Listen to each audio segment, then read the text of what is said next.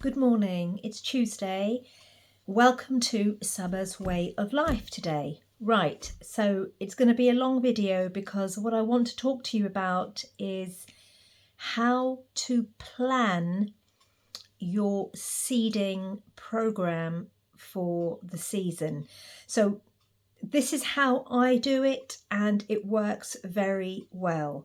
So let me get on with it. Now the first thing is that I use the biodynamic way of planting. So I use this calendar, Maria Tun's Biodynamic Calendar 2024, because this year's 2024.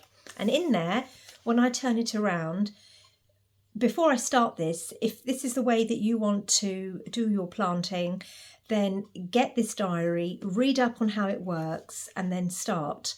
Otherwise, just get a normal regular diary. You don't have to do it my way, or you can take little bits from when you watch the videos and see that Saba is planting fruit seeds today, so I'll plant fruit seeds. Just get started. That's the main thing. Don't be frightened. Don't think you need too much knowledge. You don't. So hear what I'm saying, soak it in, and then just start, okay? So this is what I'm doing. I've been using this for 2 or 3 years now, and over here it's got written down the days of the week, and the color coordination here is for whether it's a flower day, whether it's for a leaf day, a fruit day, or a root day. And that is the principal guideline that I have to know what type of seeds to plant, whether they're going to be onions because they're root seeds, whether there's going to be lettuce, salad, or spinach because it's a leaf day, green, whether it's fruit or flower. Okay, so that's how I do it. Now, the next thing I do is I showed you in a previous video my dining table with all the seeds laid out. They're not going to sit on the dining table for the rest of the season, otherwise I will not be able to host dinners for family and friends when they come. So what I've done is they're all there, and what I'm doing today is, before the actual season really gets accelerated and kicks off, is I'm planning. So here, for example, I've taken all the root seeds. You see, all the root seeds are here. I picked them up from the dining table and they're all here. And I know that, let's just give you an example, that this next Friday the 15th, for example, I'm just throwing that date out there, no particular reason. Next Friday the 15th is a root day, right? So I know it's a root day, next Friday the 15th. So that would be a good day for me to plant root vegetables. So what I've done is I've taken all my, let's just take an example. Carrots are a root vegetable. So I've taken all my carrot seeds. Hopefully you've just got one packet, and I've got lots of packets, which I've collected rather foolishly over the years, way too many in my excitement. So what I've done is I've taken my carrot seeds, and let's say you've just got 2 packets at home, and I've read the instructions on the back. And on the back of this one, it says the time to plant outdoors, because I'm only planting outdoors, is March through till May. There's another one I've got here that says plant these ones April through till July. So on the top, in pen or in marker, I'll write April to July. On this one, I've written March till May. Immediately what that does is, at a glance, I can see what needs to be planted in what month, what would be best. It will also help me plant in a measured way, so that I'm planting a few here and a few there and a few there, so that I've got constant carrots being harvested when it's time to harvest. All right. So what I then do is I look down on the diary, I look down to a root day, and I write down, like I've done over here. I will just show you. Let's just take this one here. I've written down over here for the 15th of March, I'm going to plant onions. Which type of red onions? Bedfordshire Champions, Elisa Craig. And tomorrow we have a root day, which is the 7th. And I've decided to plant Amsterdam Amsterdam forcing carrots. Why? Because these particular ones say that they want to be planted between March or February. I think it was February. Here we are. Yeah. February to July. So we're in March now, so they can be planted the earliest. And I will then put them into a drill tomorrow, which I'll show you. Do you follow how I do it? So I'm going to go through all my seeds. It's going to take me a good couple of hours. I'll grab a cup of tea and I will sit down and go through them all. Now, here's the thing. While I'm doing that, the actual act of writing down what I'm doing is going to help knowledge sink into my brain. We must remember, it's not a case of, oh my God, I've got to write something down. It's actually having an effect in your mind where you're reading and you're thinking, oh, that likes to be planted then. Oh, we can harvest them at that time. Oh, they need to be planted in seed drills. And then you may look out into your garden and see, well, actually, you know, I would like to have them there. I would like to have them there. All these ideas start to come into your mind, and you start to become creative when you start writing things down. Also, you're taking it out of your mind and onto paper so that you can free your mind to either do other things or just do nothing. Because if you don't write things down, you've got this busybody mind with all these things going on and you can't empty it.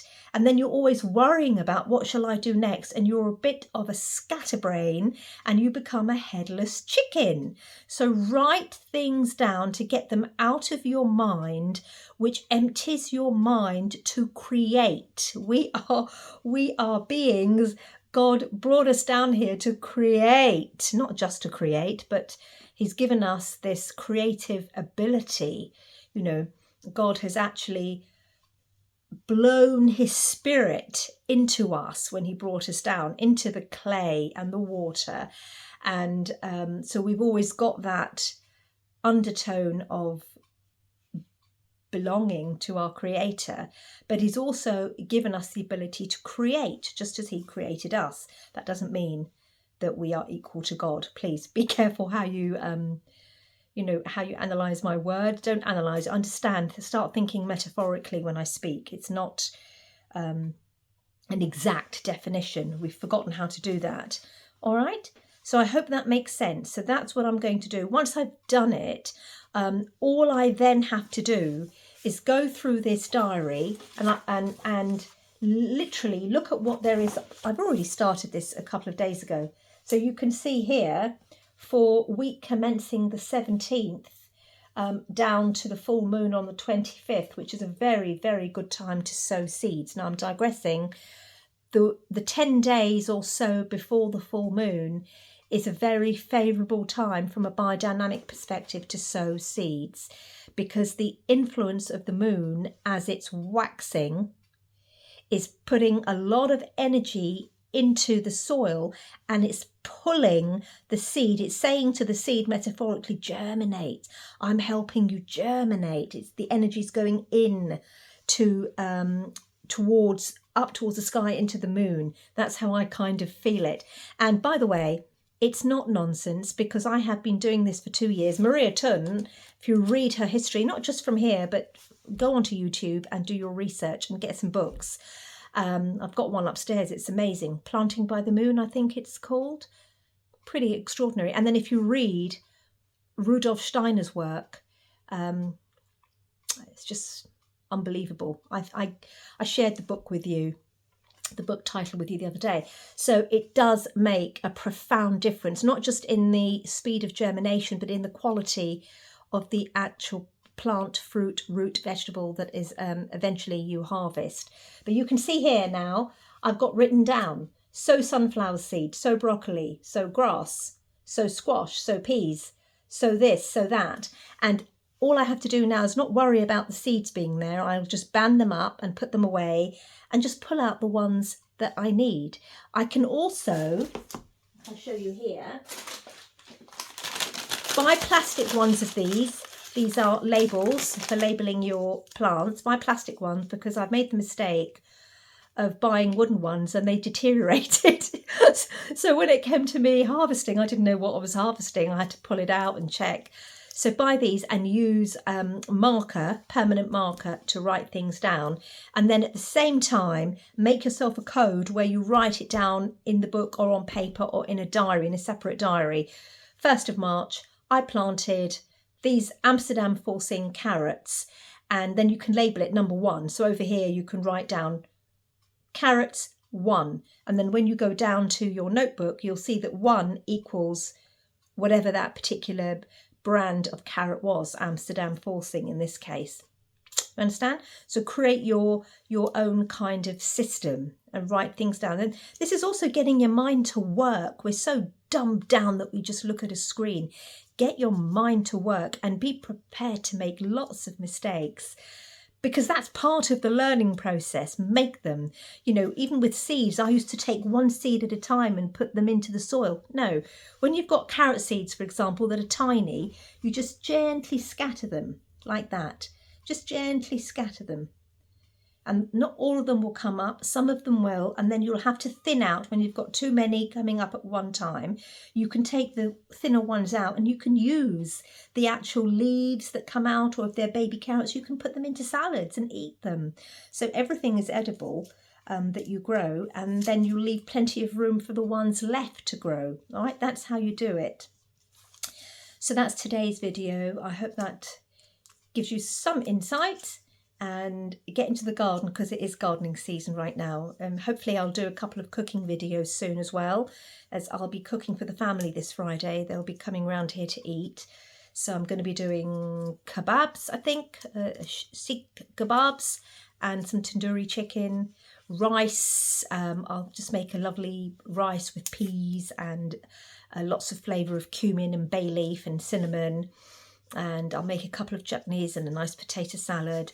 And then the idea is that we all sit down together and we enjoy. Really, one of the reasons I'm doing the kebabs and the chicken, that's my plan, which means I've got to take the meat out of the freezer today, is that I want to use the barbecue. And if the weather's decent, even though we'll sit inside, I can get the barbecue going. And it means now that I can then open it up, clean it up, get it done, because nothing tastes as good as barbecued chicken and barbecued tandoori chicken and kebabs.